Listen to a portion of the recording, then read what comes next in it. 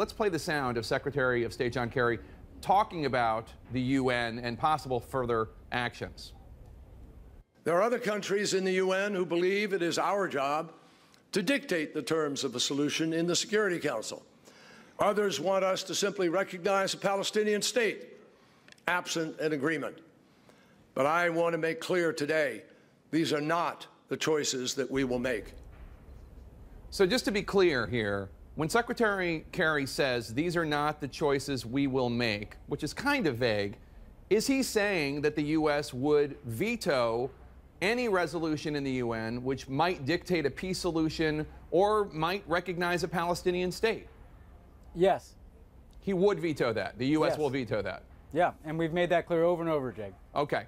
The point has been made by the Israelis, and I'd love to get your comment on this, that there's no loss of things that the U.S. government, that the Obama administration could be leaving the stage talking about, whether it's the genocide in Sudan, the crisis in Syria, Russian hacking, Chinese intervention in the South China Sea, climate change, etc. Why focus on Israeli settlements? Well, Jake, we're working on all those issues too. We're going to be dealing with the Russian hacking. We're dealing with climate change on a regular basis.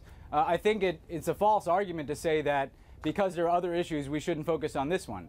The fact of the matter is we are focused on this one because the current trends on the ground, particularly the current Israeli settlement activity, is making a two-state solution potentially impossible and creating a reality where essentially what you're going to have is a one-state solution where the West Bank is increasingly occupied by Israeli settlements.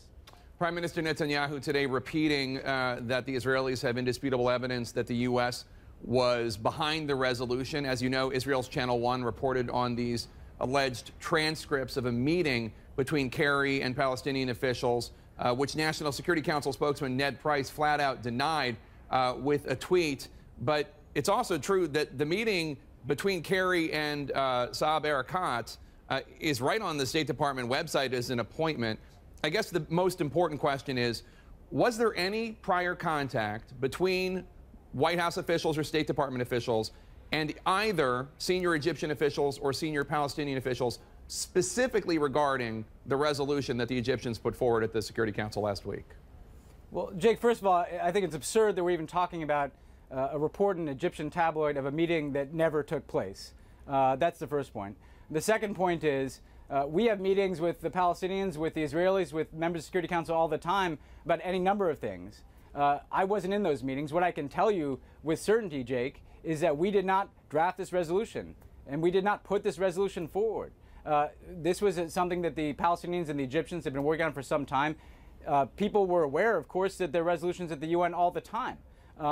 We are not at all shrinking from the fact that when this came to a vote and we looked at the language, we decided to abstain. And Jake, what I think is happening here is an effort to distract from the substance of the actual debate. The question is about why it is okay for there to be nearly 90,000 settlers outside of the separation barrier that Israel itself has built. Why does this Prime Minister say in Israel that this is the most pro-settlements Israeli government in history? How is that consistent with the stated policy of this Israeli government that it supports a two-state solution? Why is there a bill in the Knesset that would legalize even these distant outposts in the West Bank? I think this is an effort to distract from the very real debate that we should be having that Secretary Kerry talked about today. But just to put a button on it, Ben, you're not suggesting that you guys, when I say you guys, the White House, the State Department, that you didn't know that the Palestinians and the Egyptians were planning this, and you're not denying that you told them that you might abstain, thus allowing it to pass. No, that is not the case, Jake. We never told anybody how we would vote on a text of a resolution because we didn't know what the text of the resolution was going to be until it was introduced by the Egyptians. All the time, we have conversations about different resolutions that are kicking around in the Security Council, but we had not communicated how we would vote. We did not draft it. We did not know what the text was going to be until it was put forward. And the President of the United States did not even give instructions to Samantha Power as to what her vote would be until the day of the resolution. So let's be clear here, Jake. This is a distraction. We own the fact that we abstained from this resolution because we believe that that was the right thing. So we're ready to defend our decision to abstain on that resolution. I think it's the Israeli government that is trying to have this distraction from the real debate, which is how are their settlement policies, including building deep in the West Bank, pursuing laws that would legalize outposts deep in the West Bank, displacing Palestinians from their homes in the West Bank, how is that consistent with their stated policy of pursuing a two-state solution?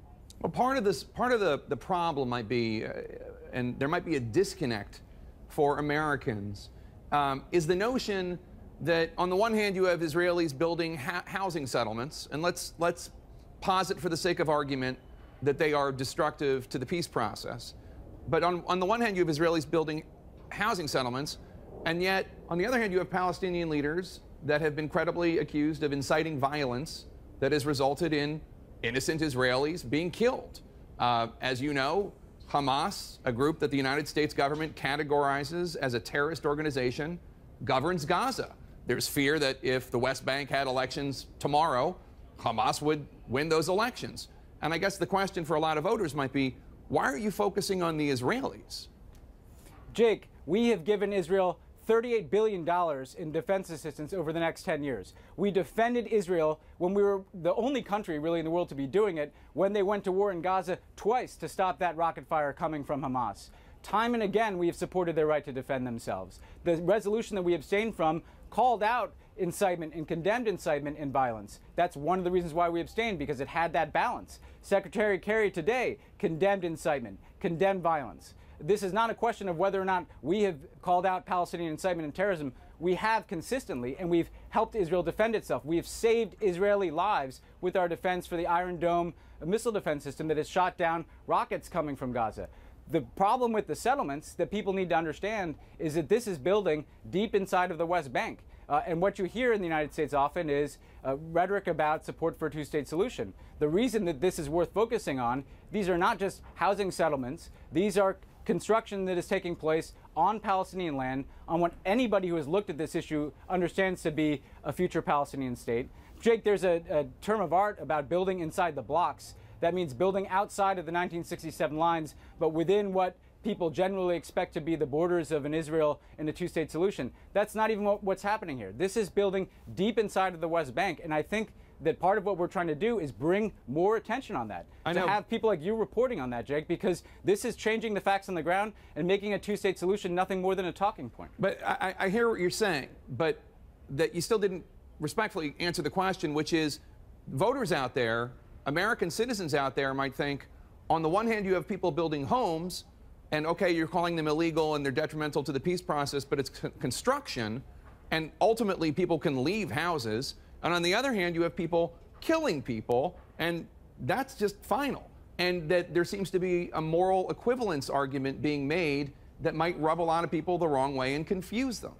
There is no moral equivalence. There is no justification for terrorism. No settlement construction should ever justify either terrorism or incitement to terrorism. On that, there's just no question. And Secretary Kerry made that clear again today. We're drawing no equivalence. The fact of the matter is, though, Jake, just describing them as people building houses, they are displacing Palestinians from their homes. They're taking land that everybody who's looked at this issue thinks would be a part of a future Palestinian state. They're making the possibility of a contiguous Palestinian state with the territory that connects to itself impossible. So again, the question is, if it is U.S. policy, which it has been under multiple administrations of both parties, to support a two-state solution, why should we be silent in the face of policies that clearly are going to make that impossible? And as I mentioned, Jake, this government has been very clear about its intentions. Prime Minister Netanyahu himself saying this is the most pro-settlement government in Israeli history.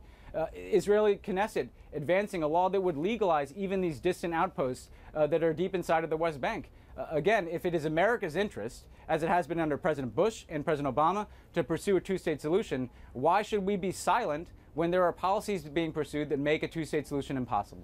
One last question for you, Ben, which is President Obama, I know, is not going to go softly into that good night. He will be active and talk about issues of concern to him, specifically when they disagree with President-elect Trump.